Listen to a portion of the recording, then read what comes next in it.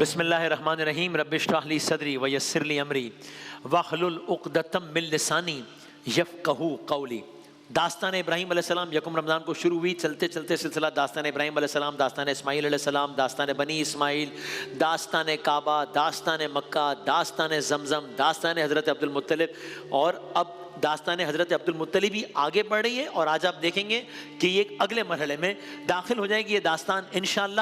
قصہ مختصر quick recap یہ ہے، 300 سال سے without going into any details 300 سال ہو گئے تھے، زمزم بند ہو گیا تھا، وہی زمزم جو اسماعیل علیہ السلام کے ایریا رگڑنے سے جاری ہوا، 100 نہیں 200 نہیں 300 سال ہو گئے، زمزم بند ہو گیا۔ حضرت عبد المطلب رسول اکرم صلی اللہ علیہ وآلہ وسلم کے دادا، ان کے ذریعے دوبارہ زمزم آشکار ہوا۔ جب زمزم کی کھدائی کر رہے تھے، مخالفین سامنے آ گئے، ایک کام نہیں ہونے دیں گے۔ مخالفین نے آپ کو تانے دیے کہ ایک تم اور تمہارا ایک بیٹا ہے، حارث نام تھا بیٹے کا، جبکہ سامنے سارے قبیلے والے ایک ہیں، لیکن خیر کھدائی بھی ہوئی اور زمزم آشکار بھی ہوا۔ مگر جب وہ آپ کو قلت اولاد کا تانا دے رہے تھے، تب آپ نے منت مانی تھی، اے خدا، کعبہ سامنے تھا، سارا منظر جاری تھا، ایسے میں آپ نے منت مانی، یہ مجھے تانے دیتے ہیں مکے والے، اے خدا اگر تو نے مجھے کثرت اولاد یا 10 اولاد عطا فرمائی اور وہ جوانی کی دہلیز تک پہنچے، تو جب وہ جوانی کی دہلیز تک پہنچیں گے میں ان میں سے ایک کو تیری راہ میں قربان کر دوں گا۔ وقت گزرتا گیا، خدا نے آپ کو اولاد عطا کرنا شروع کی، یہاں تک کہ واقعاً کثرت اولاد ہو گئی، 10 بیٹے ہو گئے آپ کے۔ اب حضرت عبد المطلب کیا کریں گے؟ کیا وہ جوانی کی دہلیز کو پہنچے؟ جی ہاں پہنچے۔ کیا حضرت عبد المطلب حیات ہیں؟ جی ہاں حیات ہیں۔ اب وہ کسی کو قربان کریں گے، کیسے کریں گے، کس کو کریں گے، فیصلہ کب ہوگا، کیسے ہوگا، آج عرض کرتے ہیں۔ اب ایک روز حضرت عبد المطلب اپنے سارے فرزندوں کو آپ نے جمع کیا ہے۔ عجب منظر ہوگا، کل صرف حارث تھے، تھوڑی سی میری آواز بڑھا سکیں، کل صرف حارث تھے اور معاملہ زمزم کا تھا۔ آج اکیلے ایک بیٹے حارث نہیں ہیں، آج ان کے 9 بھائی بھی ہیں ساتھ۔ آج معاملہ زیادہ سخت ہے، آج معاملہ زیادہ ایموشنل ہے، ایک بیٹے کو قربان کرنے کا معاملہ ہے۔ اب اللہ جانے کیا منظر ہوگا، عرب کی تپتی دھوپ، صحرائی ماحول، اور ایسے میں ایک روز بیٹوں کو جمع کیا حضرت عبد المطلب نے، اے میرے فرزندوں، یہ حارث تو جانتا ہے اتنے سال پہلے کا واقعہ ہے، زمزم کی کھدائی ہو رہی تھی، یہ سارے کا سارا معاملہ تھا، میں نے منت مانی تھی خدا مجھے 10 بیٹے عطا کرے تو میں ایک کو اللہ کی راہ میں قربان کر دوں گا۔ اب ظاہر ہے ایک باپ 10 بیٹوں سے مخاطب ہے، تو اب یہ انہی 10 میں سے کسی ایک کی بات ہو رہی ہے نا، انہی 10 میں سے کسی ایک نے قربان ہونا ہے۔ پھر یاد دلاؤں، یکم رمضان ابراہیم علیہ السلام اپنے بیٹے اسماعیل علیہ السلام کو بلا کر، اے میرے بیٹے میں نے خواب دیکھا ہے، میں تمہیں قربان کر رہا ہوں۔ آج اولاد ابراہیم میں سے ایک حضرت عبد المطلب اپنے بیٹوں سے قربانی کا ذکر کر رہے ہیں۔ خیر کرنا کیا ہے، بیٹوں نے رضامندی ظاہر کی ہے، رجسٹ نہیں کیا، رضامندی ظاہر کی۔ طے کیا پایا؟ طے یہ پایا کس کی، اچھا رضامندی ظاہر کر دی، تب قربان ہوگا کون؟ قرعہ ڈالا جائے گا، ہر پرچی پر ہر بچے کا نام ڈالا جائے گا۔ اب میں پرچی کا لفظ آج کل کے حوالے سے استعمال کر رہا ہوں، اس زمانے میں رواج ایگزیکٹلی اس طرح پرچیوں کا نہیں ہوتا تھا، تیر کا ہوتا تھا، وہ تیر پہ نام لکھ دیتے تھے۔ تو میں یوں کہہ دوں ہر تیر پر ایک بچے کا نام لکھ دیا جائے گا، قرآن اندازی ہوگی، جس بھی طریقے سے جس کا نام نکلے گا اسے خدا کی راہ میں قربان کر دیا جائے گا۔ محفل برخاست ہوئی، فیصلہ ہو گیا، فیصلے کو اب ایگزیکیوٹ ہونا ہے، تیر منگوا لیے گئے، نام لکھ لیے گئے، فاسٹ فارورڈ کر کے آگے بڑھتے ہیں۔ وہ لمحہ آ گیا کہ جب اب قرآن اندازی کا آغاز ہونے کو ہے۔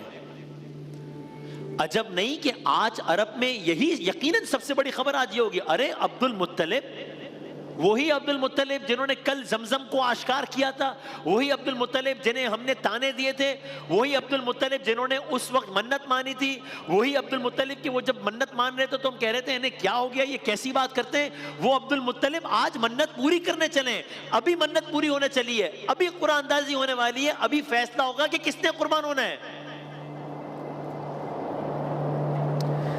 عام طور پر جب قرآن اندازی ہوتی ہے تو جس کا نام نکلے اسے انعام سے نوازا جاتا ہے، لکی ڈرا کہتے ہیں نا اسے. یہاں معاملہ مختلف ہے. یہاں جس کا نام نکلے گا گویا اس کی زندگی کا سفر تمام ہو جائے گا، اسے قربان کر دیا جائے گا. میں تیزی سے آگے بڑھا. قرآن اندازی کا آغاز ہو گیا. ایک تیر اٹھا لیا گیا، ایک پرچی اٹھا لی گئی. جو بھی کہنا مجھے نہیں معلوم، اللہ جانے اس وقت اس باپ کے دل پر کیا گزر رہی ہوگی جسے معلوم ہو کہ جس کا بھی نام نکلے گا اس کا لخت جگر ہوگا نا، اس کا بیٹا ہوگا، اس کے جگر کا ٹکڑا ہوگا. اللہ جانے دوسری طرف بیٹے کیا سوچ رہے ہوں گے، اللہ جانے جو یہ منظر دیکھ رہے ہوں گے وہ کیا سوچ رہے ہوں گے. آج عرب کی سب سے بڑی خبر یہی ہے.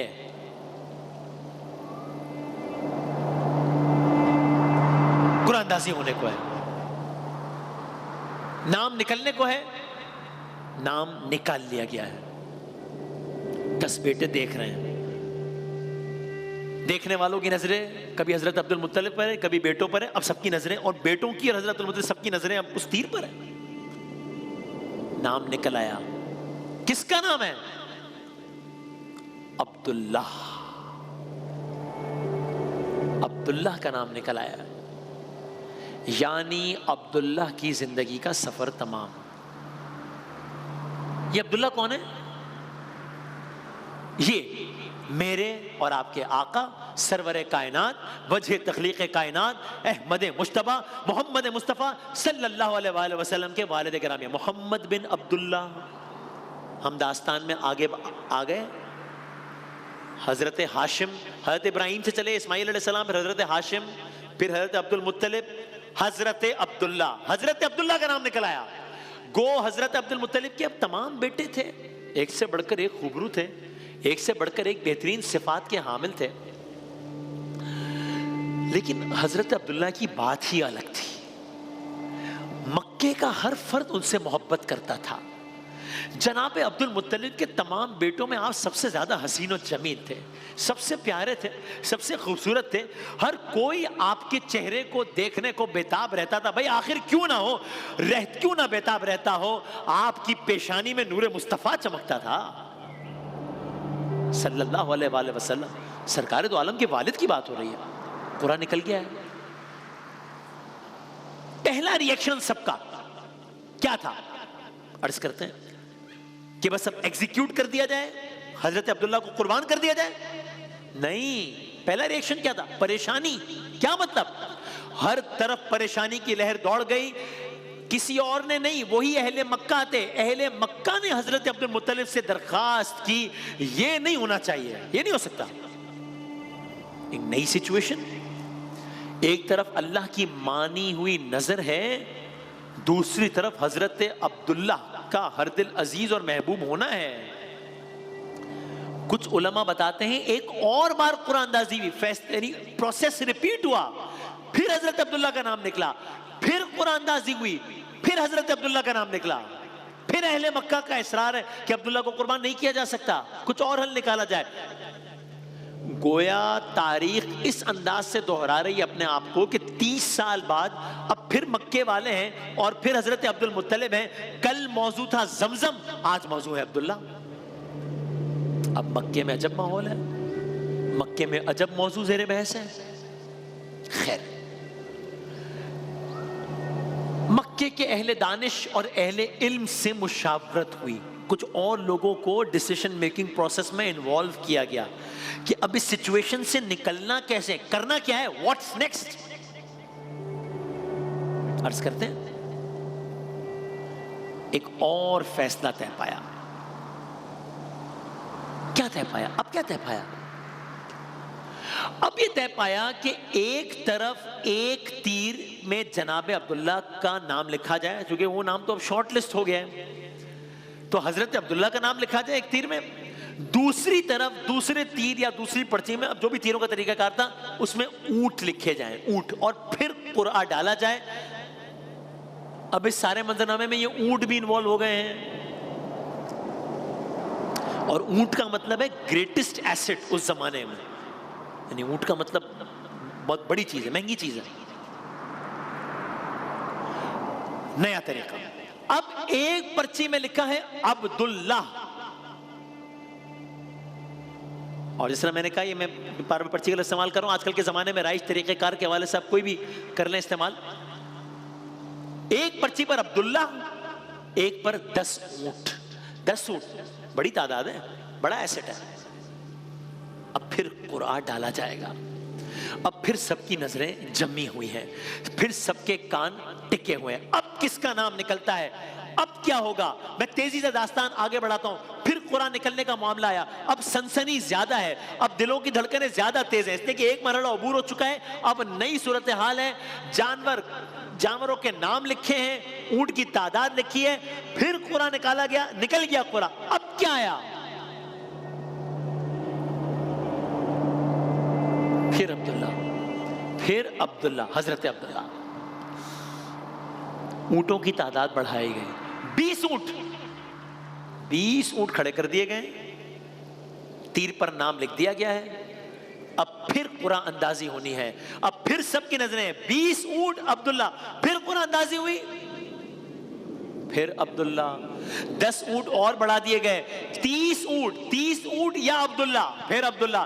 40 اونٹ یا عبداللہ. پھر عبداللہ. 50 اونٹ یا عبداللہ. پھر عبداللہ. 60 اونٹ. پھر عبداللہ. سب کے دلوں کی دھڑکنیں تیز ہو رہی ہیں، آنکھوں دیکھیں منظر پر یقین نہیں آ رہا. اونٹوں کی تعداد بڑھتی چلی جا رہی ہے. ہوگا کیا اب؟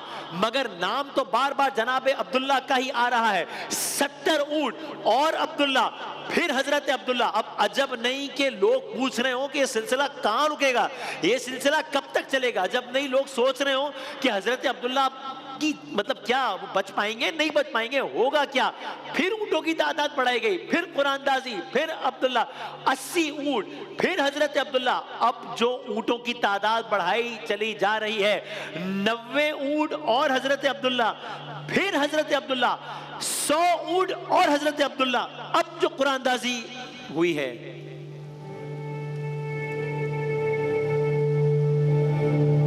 اب جو تیر اٹھایا گیا ہے 100 اونٹ اور حضرت عبداللہ، تو گویا سب میں ایک نئے ماحول نے جنم لے لیا ہے. اب جو تیر اٹھایا گیا ہے تو ایک نئے ماحول نے جنم لے لیا ہے. وہ نیا ماحول کیا ہے؟ کیا ہوگا؟